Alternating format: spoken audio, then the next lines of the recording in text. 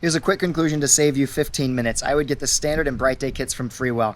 The standard kit comes with an 8, a 32, and a 64 with without polarization, but they do give you just one circular polarizer. That one just doesn't have any ND to it. And then the bright day kit comes with the 8, the 16, the 32, and the 64 with polarizers. And I think that these two together are going to give you everything that you could possibly want. Also, I'm filming this video in 4K 30, all auto. I kind of wanted to show this so that when you watch the rest of this video, you can see the comparison between what you could get with nothing, just the standard lens and auto, versus, you know, the all the polarizers. But this is what you get inside of this box. Very nice, clean, and easy setup. And then if you really want to, you could get the Insta360s. If you don't care about polarizers, then the 8, the 16, and the 32 is what you get in this one. And I think that for most people that actually might cover a lot. I will say I did find myself wanting the 64 if I wanted to drop the ISO down to 100 at the end. So that is something to consider, which you could check out. But I would not bother with the KNFs. You're getting an 8, a 16, and a 32. You don't even get a 64, and then you get a polarizer with this one, and I just personally don't think it's the right one to go with. So those are my final thoughts on this whole thing. If you want to watch the rest of the video and see all of the tests, I ran tests on every single lens.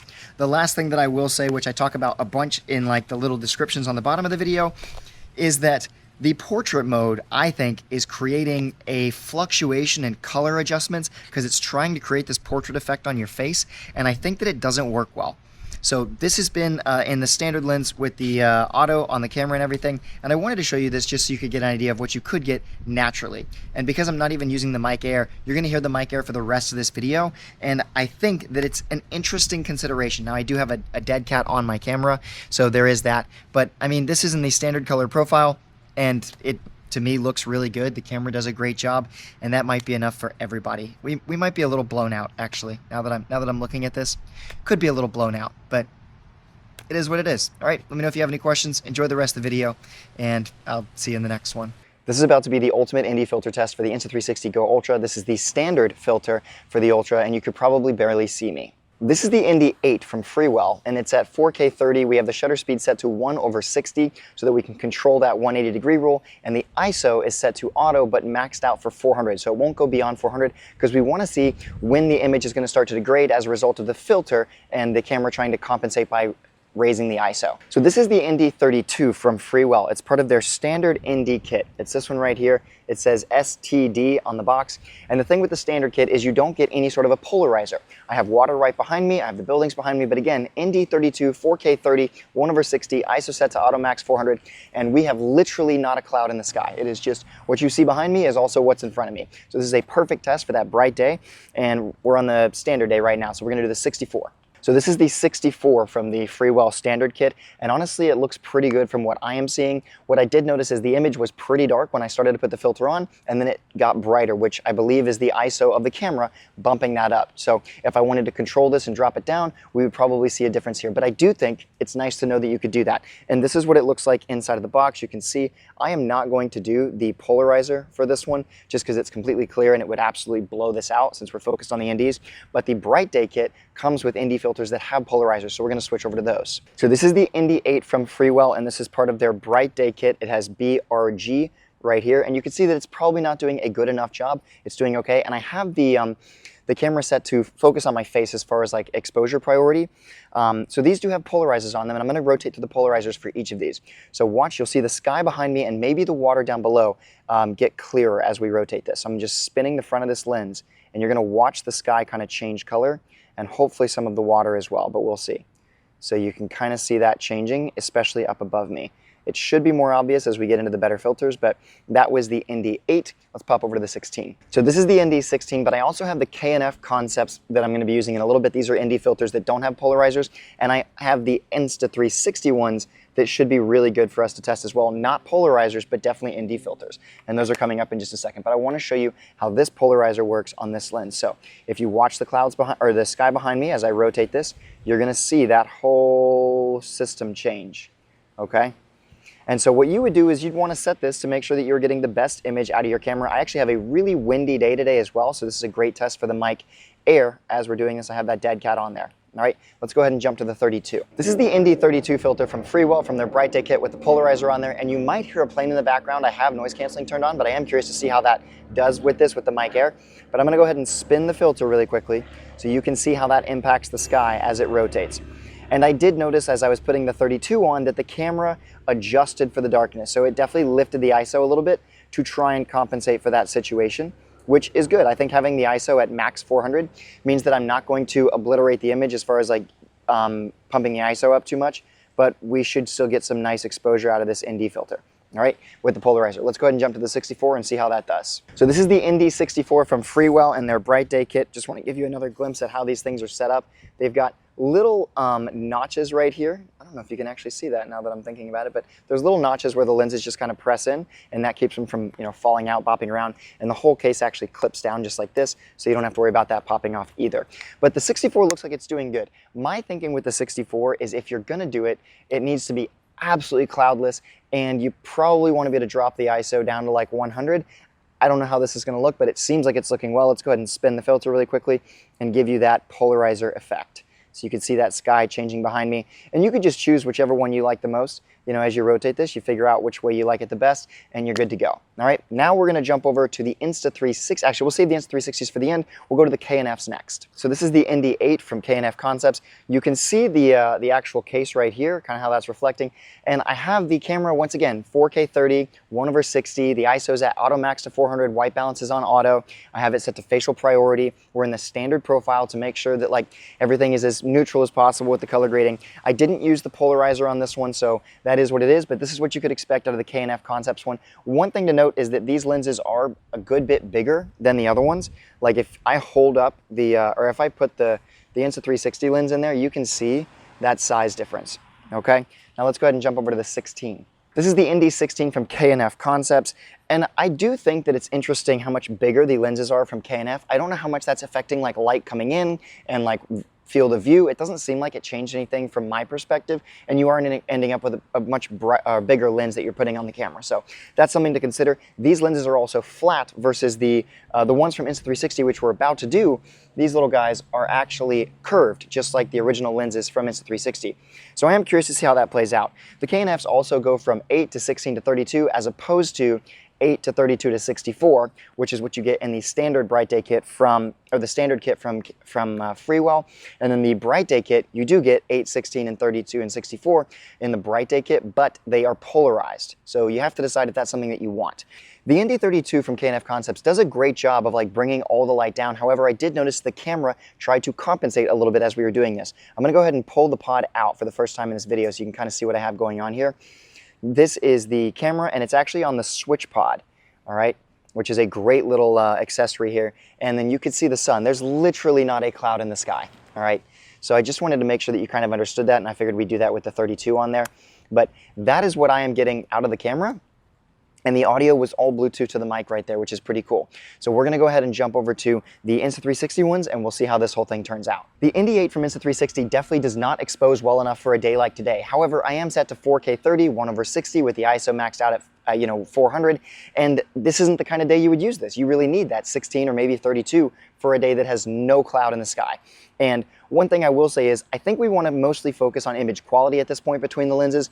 They're all going to do a pretty decent job of finding the right exposure. You just have to figure out which lens works best for your situations. But like, how's the clarity on this? How's the focusing distance on this? You know, any sort of that kind of stuff. And this is all filmed in the linear profile because I kind of like that. I feel like it's more than wide enough for what we're doing. But let's go ahead and jump over to the 62 or the 16. The ND16 looks like it's going to be the perfect one for a day like today. You can see the case from Insta360.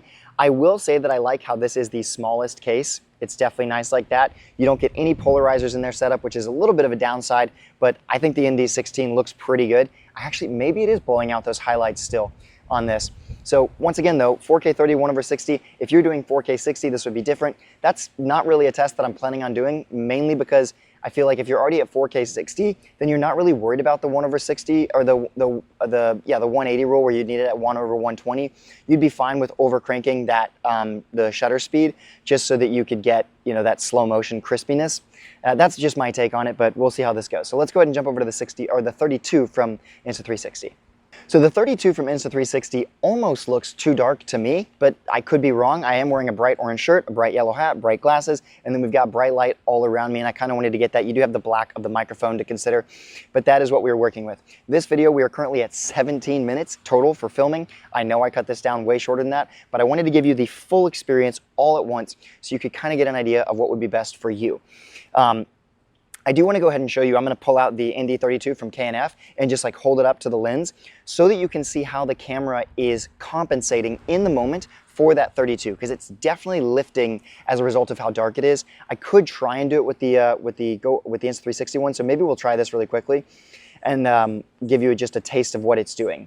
So if we pull this guy off, and I'm probably going to have a crazy suntan line from this hat being on my forehead in the sun, but watch me pull this off. Let's let the camera try and deal with it. And then watch what happens when I just hold the lens up and see how it recognizes it and then lifts the colors because it's exposing for my face, right?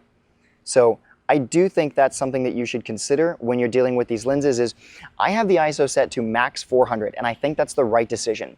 Depending on how much you care about your ISO, there's no reason why I would be using ND filters and letting the ISO crank above that. You might even want to set it lower than that for your situation. And we might try that in just a second just to give you a taste of that for the completeness of this video. But that's what we have going on. I'm gonna go ahead and drop in the 16, I think. Actually, I think we actually might wanna stick with this 32. Now that I'm seeing what that's doing, we'll go for the 16 and give you a taste of just like what that looks like when we drop the ISO to maybe 100 or 200. The ND16 with ISO set to a max of 100, and it is way too bright, even with that. So I'm not sure what's going on there because I thought we were doing a pretty good job before, but we're definitely not getting the image that I was expecting out of this. I'm gonna go ahead and jump to the 32 and just see how that looks in comparison.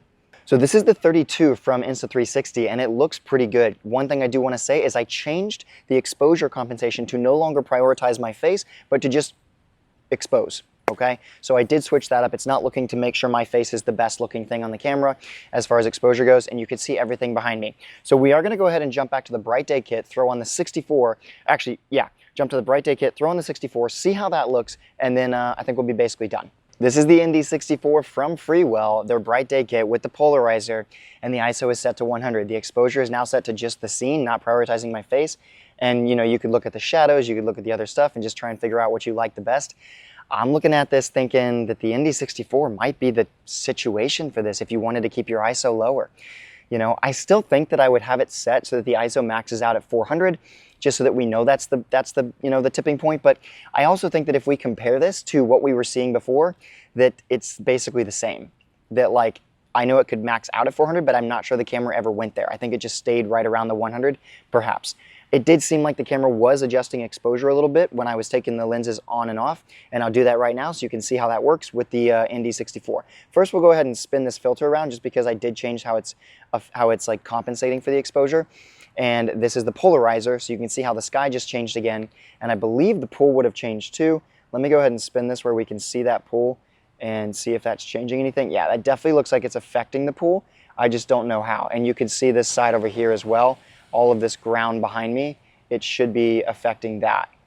So this is why you would want to consider using an ND filter with a Polarizer combined.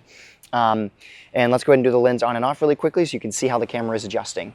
All right, so if we pull the lens off, you can see that the camera is way overexposed. And if I put the lens just back on, you can kind of see how the camera picks that up, and it doesn't look like it's changing much. So yeah, I think we're fine there. I think we are fine there.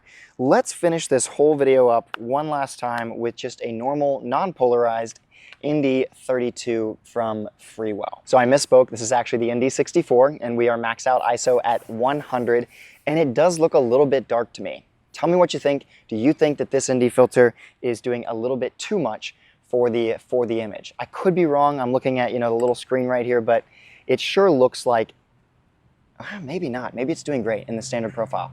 So we'll see how this goes. Let me know if you have any questions. After I watch this footage back, I might make another clip where I give my final thoughts on this. But in my general conclusion would be this. It seems like the Insta360 ones, because they are the smallest and it's just ND filters, they're not a bad option if you just want to keep with the Insta360 setup. I really like having the option of the Polarizer. I don't know how well the Polarizers impacted this whole situation, so we'll see that as it goes. It might be something that it's worth having, but those are also pretty specific to the kind of content that you're shooting, and that's something worth considering. So if you know that you don't care about the polarizers, then I'd probably just go with the Insta360 ones, just because they fit the rest of it. They're clearly designed for it by Insta360. You are going to pay a little bit more, I believe. But if you want to have polarizers and you want the range, then I would probably go with the Freewell Bright Days, because you're going to get that 16 or 8, 16, 32, and 64 out of this one, and that just kind of makes sense if you want polarizers. As much as I hate to say it, I probably wouldn't bother with the K&Fs unless there is some significant image quality that I didn't notice when I was doing this. I just think I'd probably just go with the 2 Freewells, and then you're covered for everything that you could want. Yeah, the only thing you're missing is that 16 non-polarized lens, which you do get with the Insta360 one. So I'd probably just double up on these and be happy. I think you could get everything that you wanted.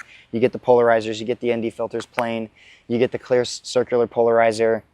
Yeah, that might be my summary, is just these two, and call it a day. So let me know what you think.